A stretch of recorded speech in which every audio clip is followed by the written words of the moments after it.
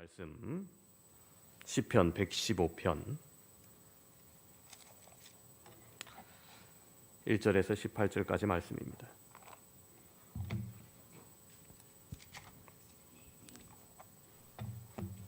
시편 115편 1절에서 18절까지 제가 봉독하도록 하겠습니다. 여호와여, 영광을 우리에게 돌리지 마옵소서. 우리에게 돌리지 마옵소서. 오직 주는 인자하시고 진실하심으로 주의 이름에만 영광을 돌리소서. 어찌하여 문나라가 그들의 하나님이 이제 어디 있느냐 말하게 하리이까. 오직 우리 하나님은 하늘에 계셔서 원하시는 모든 것을 행하셨나이다. 그들의 우상들은 은과 금이요 사람이 손으로 만든 것이라. 입이 있어도 말하지 못하며 눈이 있어도 보지 못하고 귀가 있어도 듣지 못하며 코가 있어도 냄새 맡지 못하며 손이 있어도 만지지 못하며 발이 있어도 걷지 못하며 목구멍이 있어도 작은 소리조차 내지 못하니라. 우상들을 만드는 자들과 그것을 의지하는 자들이 다 그와 같으리로다. 이스라엘아, 여호와를 의지하라. 그는 너희의 도움이시요 너희의 방패시로다. 아론의 집이여, 여호와를 의지하라. 그는 너희의 도움이시요 너희의 방패시로다. 여호와를 경외하는 자들아, 너희는 여호와를 의지하라. 그는 너희의 도움이시요 너희의 방패시로다. 여호와께서 우리를 생각하사 복을 주시되 이스라엘 집에도 복을 주시고 아론의 집에도 복을 주시며 높은 사람이나 낮은 사람을 막론하고 여호와를 경외하는 자들에게 복을 주시리로다. 여호와께서 너희를 곧 너희와 너희의 자손을 더욱 번창하게 하시기를 원하노라. 너희는 천지를 지으신 여호와께 복을 받은 자로다. 하늘은 여호와의 하늘이라도 땅은 사람에게 주셨도다. 죽은 자들은 여호와를 찬양하지 못하나니 적막한 데로 내려가는 자들은 아무도 찬양하지 못하리로다. 우리는 이제부터 영원까지 여호와를 송축하리로다. 할렐루야. 네, 오늘 마지막 주일입니다. 참 올해 한 해도 많은 사건들이 있었습니다. 의대 증원 발표로 의료 파업이 이어지면서 의료 대란을 맞이하기도 했고요. 5월부터 병원 갈 때 반드시 신분증을 챙겨가도록 변경되기도 했죠. 북한의 오물 풍선이 경기 북부 여기저기 막 내리기도 했고요. 사우디에서 폭염으로 52도까지 나올라서 1200명 이상 사망자가 속출하기도 했습니다. 우리나라에도 집중호우로 안타까운 인명사고도 일어났었습니다. 여름 기간 파리올림픽과 또 기나긴 폭염의 여름, 어찌나 여름이 길던지 11월에는 역대급 폭설도 내렸었고요. 12월 계엄령 사태까지. 참, 또 오늘 아침에 보니까 무안공항에 비행기가 추락해서 지금 몇백 명이 사상자가 날 그런 위기에 있던데 구조 현장에도 하나님의 자비가 임하기를 바랍니다. 아무튼 참 다사다난했던 한 해였던 것 같습니다. 고대 그리스 철학자 헤라크레이토스는 인간은 같은 강물에 두 번 발을 담글 수 없다라는 말을 했습니다. 이름은 같은 강일지언정 어제 발을 담궜던 그 물은 이미 흘러 지나갔다는 겁니다. 즉 우리가 경험하고 있는 모든 순간순간이 유일하고 다시 반복되지 않는다는 것을 알려줍니다. 이처럼 시간이 빠른 화살과 같이 지나갑니다. 이 빠른 시간 동안 올해 여러분은 후회의 시간이 많았는지 아니면 감사의 시간이 많았었는지 오늘 말씀을 묵상하면서 돌아볼 수 있기를 바랍니다. 오늘 시편 기자는 1절에서 이렇게 선언합니다. 여호와여, 영광을 우리에게 돌리지 마옵소서.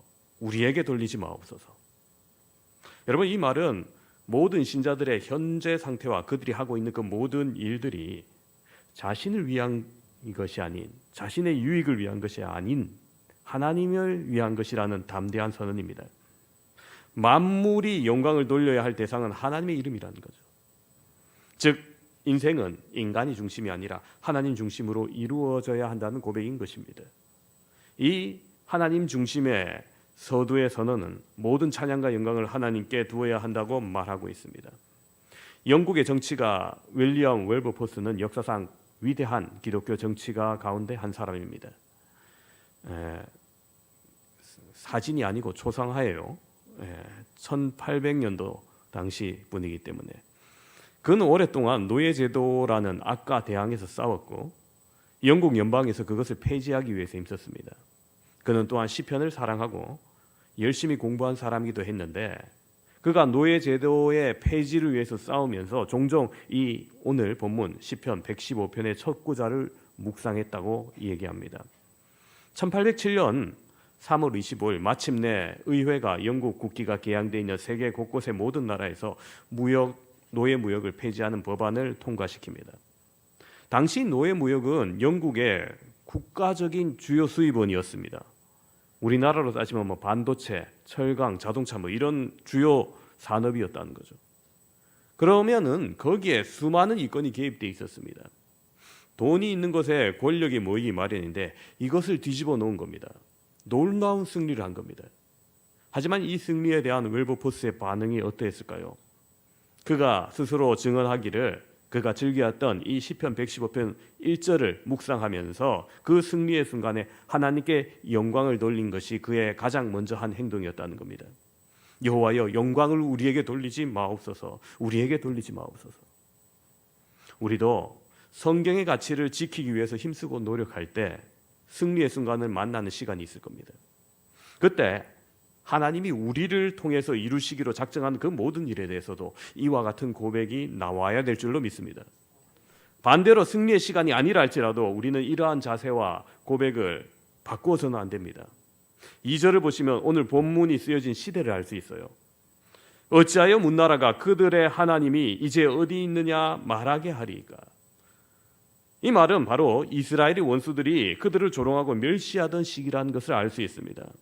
이스라엘이 완전히 패배를 당하고 하나님이 어디에도 계시지 않는 것 같은 그렇게 보일 때 기록되었다는 거죠. 비록 그러한 때에라도 시편 기자는 주를 신뢰하도록 노래하는 겁니다. 올 한 해 지나온 우리의 시간들, 고난의 시간이었던 영광의 시간이었던 오늘 말씀을 통해서 더욱 하나님께 영광 돌리며 감사하는 시간으로 채워가는 여러분 되시기를 바랍니다. 그럼 시인이 영광과 감사를 하나님께 돌리는 이유가 무엇입니까? 그 이유는 첫 번째로 무능한 우상을 의지하지 아니하니 감사합니다. 주변의 이방 열방들은 이스라엘을 조공하고 그들의 패배와 시련을 말했지만 하나님은 살아계셔서 모든 만물을 주관하신 분이었습니다. 그래서 3절에 이르기를 오직 우리 하나님은 하늘에 계셔서 원하시는 모든 것을 행하셨나이다. 즉 하나님이 능력이 없어서 우리가 고난당하는 것이 아니라 우리의 고난은 그분의 심판이거나 그분의 손안에 있거나 하나님께서 여전히 하늘 보좌에 앉으셔서 우리를 다스리시고 그 원하는 모든 것을 다 행하는 분이라는 거예요.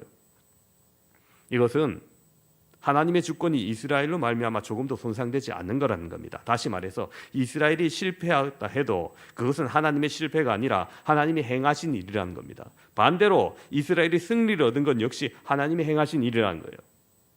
그에 비해서 오늘 4절부터 8절까지는 열방들이 의지하고 있는 그들이 섬기는 우상의 무능함을 말합니다. 4절을 보시면 그들의 우상들은 은과 금이요 사람이 손으로 만든 것이라. 여러분 태초부터 계셨던 그 하나님에 비해서 오히려 사람의 손으로 만들어진 신, 진정한 신이 아니라 사람의 오히려 피조물에 지나지 않음을 얘기하는 겁니다. 아무리 값비싼 재료를 쓴다 할지라도 결국 사람의 수공품이에요. 그게 변하지 않는 진리입니다. 여러분 우리나라에도 여러 가지 문화재가 있습니다. 그 중에 종교적인 것도 많이 있죠. 문화재적 가치를 인정받고 국보 혹은 보물로 지정되었다 할지라도 그것은 물건에 지나지 않습니다. 역사적 가치, 문화적 가치는 있을지 몰라도 스스로 아무런 생명력도 창조의 능력도 없는 것입니다. 사람에 의해서 독을 되기도 하고 약탈되기도 하고 훼손되기도 하지만 그 어떤 작용도 할 수 없습니다. 우리나라에 실제로 있었던 일이에요. 1967년 10월 24일 당시 국립중앙박물관으로 쓰던 덕수궁 속조전에서 도난 사고가 일어납니다. 금동 연가 7연명 열애입상이라는 국보인데요. 이게 갑자기 전시 중에 유리관 안에 있던 것이 사라집니다. 고구려 때 만들었다고 추정되는 이 불상이 1963년에 발견되어서 대한민국 국보로 119호로 지정되어 있는 거거든요. 그런데 전시회 중에 갑자기 없어졌어요. 난리가 났겠죠. 전시 중인 유물이 도난을 당했으니까. 유리로 전시되어 있는 곳 안에 쪽지가 남겨져 있어요. 무슨 쪽지냐? 국장님께 직접 알려라. 세계 신기록을 위해서 24시간 안에 돌려주겠다. 아니, 도둑도 세계 신기록이 있습니까? 뭘 의미하는 건지 모르겠는데 진짜 물건은 없어지고 쪽지는 있으니까 야, 이거 실제 상황이다 이렇게 느꼈습니다. 경비원이 파악을 하고 신고를 하고 경찰이 와서 폐쇄를 하고 수사를 착수하기 시작합니다. 그리고 그날 밤 11시가 조금 넘어서 범인이 문화재관리국장에게 전화를 겁니다. 한강철교 제3교각 16번에서 17번 사이에 숨겨놨으니 와서 찾아가라는 거예요. 가보니까 과연 거기에 있어요. 경찰이 이 사건을 집중적으로 수사했지만 결국 범인은 밝혀지지 않았어요. 이 왜 훔쳤는지, 또 왜 돌려줬는지, 어떤 방법으로 훔쳤는지, 누가 훔쳤는지 지금까지 미스테리한 사건으로 남아 있습니다. 마치 이것을 얘기하듯이 오늘 본문은 이렇게 얘기해요. 5절을 보시면 입이 있어도 말하지 못하며 눈이 있어도 보지 못하며, 그렇습니다. 입이 있어도 자신을 훼손한 자 불평 한마디 못하고요. 눈이 있어도 범죄한 자의 현장을 보지 못합니다. 사람이 흉내내어 만든 것은 결국 보지 못하는 눈, 말하지 못하는 입이기 때문입니다. 귀가 있어도 듣지 못하고 6절에 코가 있어도 냄새 맡지 못한다 얘기합니다. 즉 생명이 없는 죽은 것이기 때문입니다. 7절도 말합니다. 손이 있어도 만지지 못하며 발이 있어도 걷지 못하며 목구멍이 있어도 작은 소리조차 내지 못하느니라. 여러분, 사람보다 훨씬 못한 존재임을 다시금 말합니다. 여러분 어떻습니까? 이러한 존재를 믿고 의지하며 얼마나 어리석은 일입니까? 그럼에도 여전히 인류 역사에 우상 숭배는 항상 존재해왔고 지금도 이 사회에서도 쉽게 볼 수 있는 것이 바로 이러한 우상 숭배입니다. 그런데 내가 그러한 어리석음에 빠져 있지 않으니 얼마나 감사한 일이냐는 거예요. 8절은 결국 그들의 어리석음을 매 한 가지임을 말합니다. 우상들을 만드는 자들과 그것을 의지하는 자들이 다 그와 같으리로다. 다 무능하게 될 거라는 거죠. 사랑하는 성도 여러분, 우상보다 하나님이 만드신 존재인 인간이 훨씬 더 아름답습니다. 창세기를 보면 하나님께서 자연 만물을 창조하시고 보시기에 좋았더라 이렇게 말씀하시거든요. 그런데 6째 날 인간을 만드시고 난 뒤에 뭐라고 했습니까? 보시기에 그냥 좋았더라가 아니라 보시기에 심히 좋았더라 이렇게 말해요. 인간만 그렇게 말하세요. 그렇습니다. 창조 당시 세상 모든 자연 만물보다 인간이 더 아름다웠다는 거예요. 하나님의 형상대로 창조된 인간은 아름다운 에덴 동산의 정점이었습니다. 하나님을 경배하고 하나님을 영화롭게 할 수 있는 존재이고 하나님과 영적 교류가 이루어지고 피조물들의 이름을 지으면서 창조에 함께 협력하는 인간이었던 겁니다.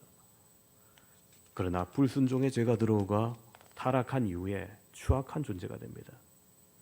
하나님과의 본연의 관계를 벗어나면서 인간은 오히려 자연보다 못한 존재가 됩니다. 여러분, 동물의 세계에는 강간이란 게 없어요.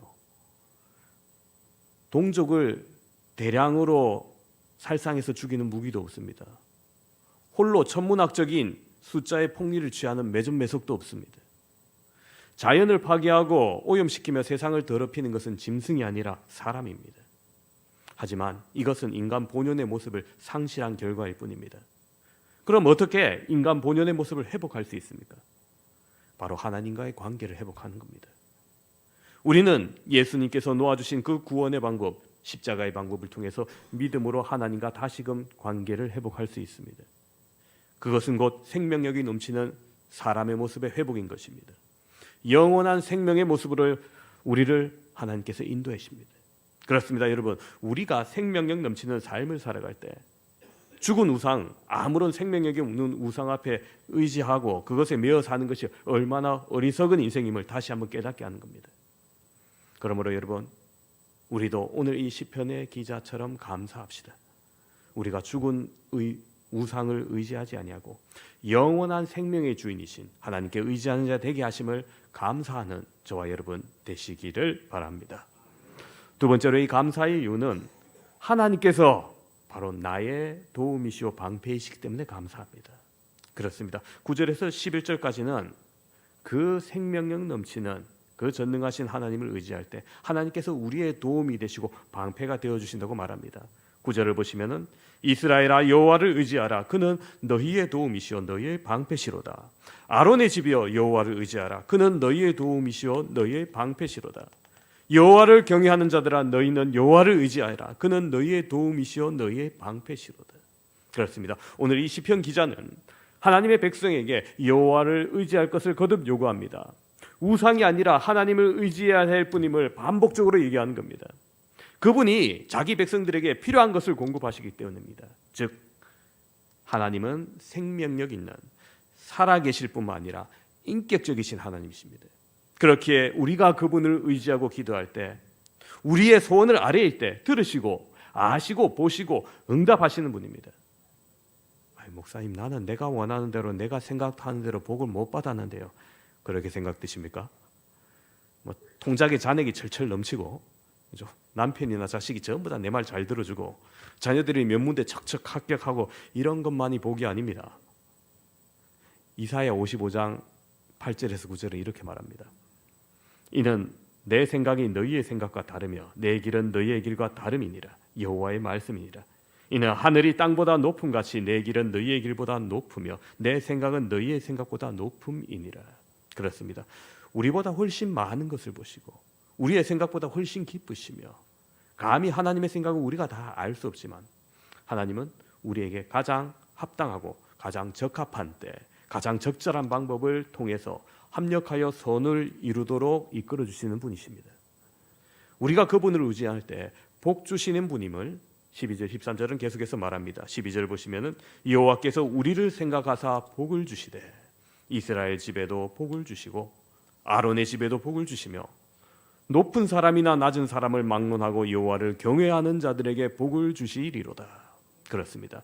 그 인격적이신 하나님께서 우리를 생각할 때 복 주시고 지위고하를 막론하고 하나님을 경외하고 그분을 의지하는 자에게 복을 주신다고 약속하시는 겁니다. 오늘 우리가 이러한 복 받은 자임을 여러분 기억하시기 바랍니다. 15절은 그렇게 말합니다. 너희는 천지를 주신 여호와께 복을 받은 자로다. 그렇습니다. 여러분 지나온 시간 동안 우리가 천지를 지으신 그 하나님으로부터 복 받은 자임을 믿으시기 바랍니다. 주님의 은혜로 여기까지 왔습니다. 주님의 도우심으로 내가 이곳에 있습니다. 주님께서 함께 하셔서 내가 우상에게 나아가지 아니하고 있음을 감사합시다. 아무런 능력이 없는 이가 아니라 바로 천지를 지으신 그 전능하신 하나님, 복의 근원 되시는 그 하나님께서 우리에게 복 주심을 감사합시다. 올 한 해 남은 시간도 여러분 이러한 감사로 채워가시는 저와 여러분 되시기를 소망합니다. 세 번째로 감사하는 이유는 생명이 있는 동안 찬양할 수 있으니 감사합니다. 17절 이렇게 말합니다. 죽은 자들은 여호와를 찬양하지 못하나니 적막한 데로 내려가는 자들은 아무도 찬양하지 못하리로다. 여러분 이 말씀은 사람이 죽은 이후에 영적 삶이 존재하지 않는다는 것을 말하는 게 아니에요. 하나님을 찬양하지 않았던 자들이 죽어서는 이 땅을 떠나면은 더 이상 하나님을 찬양할 기회를 잃게 됐다는 겁니다. 그들을 기다리는 것은 심판과 영원한 형벌뿐입니다. 하나님을 찬양할 수 있는 이는 살아있는 자들 뿐입니다. 또 육신의 생명이 있다고 해도 모두가 찬양할 수 있는 건 아니죠. 그럼 어떤 사람이 찬양할 수 있습니까? 예수님을 구주로 고백하는 자, 바로 영의 생명이 있는 자, 진정한 살아있는 자가 하나님을 찬양할 수 있는 것입니다. 그들이 이 땅에서 찬양할 뿐만 아니라 그 찬양의 장소는 더욱더 확장이 됩니다. 18절 보시면 우리는 이제부터 영원까지 여호와를 송축하리로다. 할렐루야. 그렇습니다. 우리는 이 땅에서 그리고 영원한 생명을 부여받은 이 땅 이후의 삶에서도 영원까지 하나님의 이름을 높여야 하는 것입니다. 우리가 영원토록 그 하나님의 이름을 찬양할 수 있는 것은 우리에게 생명이 있기 때문이라는 거예요. 여러분 이것이 우리의 가장 큰 감사의 이유가 아니겠습니까? 2024년을 돌아보면서 고통의 순간도 있었고 아픔의 기억도 있을 겁니다. 아유 일어나지 말아야 될 사건이었는데 하며 아쉬워할 수도 있습니다. 그러나 지나온 시간 어찌되었건 우리는 지금 살아 있습니다. 그 생명을 누리며 특별히 하나님을 찬양하는 이 자리에 있습니다. 하나님을 영원토록 찬양하고 감사하는 저와 여러분 되시기를 소망합니다. 오늘 말씀을 정리합니다. 함께 예배드리는 사랑하는 성도 여러분, 오늘 시편 기자는 이스라엘이 패배한 중에 열방이 그를 조롱하는 중에도 오히려 하나님을 의지하고 하나님께 영광 돌리며 하나님께 감사할 것을 말하고 있습니다. 그 이유가 무엇이었습니까? 첫 번째로 그들의 무능한 우상이 아니라 우리는 무능한 우상을 의지하지 아니하기 때문이라고 말합니다. 생명이 없고 아무런 능력도 없고 오히려 사람의 손으로 만들어진 우상을 많은 사람들이 믿고 의지합니다.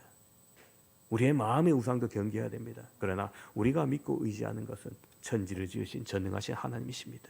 두 번째로 그 감사하는 이유는 그 능력의 하나님이 나의 도움이시요 나의 방패 되어 주시기 때문이라고 말합니다. 우리가 하나님을 의지할 때 하나님은 인격적으로 들어주시고 만나주시고 이끌어주시고 우리를 가장 좋은 가치로 가장 적절한 시기에 우리에게 복 내려주시는 분이심을 확인하였습니다. 비록 내 생각과 내 방식이 아니라 할지라도 하나님 우리에게 최선의 것으로 도우시고 환난에서 막아주시는 방패분이시기에 우리는 찬양할 수밖에 없습니다. 세 번째로 감사할 수 있는 이유는 생명이 있는 동안 찬양할 수 있기 때문이었습니다. 이 땅에 사는 성도들은 하나님께 찬양할 수 있습니다. 그리고 이제부터 영원까지 찬양할 수 있는 것은 우리에게 영원한 생명을 주셨기 때문입니다. 이 놀라운 생명을 우리가 받았습니다. 우리가 어떠한 시간을 보냈든지 우리는 지금 살아있는 하나님을 찬양하는 영으로 살아있는 사람이기 때문입니다. 올 한 해를 여러분 마무리하면서 우리의 삶도 더욱더 감사와 영광을 하나님께 돌리시길 바랍니다. 우리의 삶에 하나님을 중심에 모시고 사시길 바랍니다.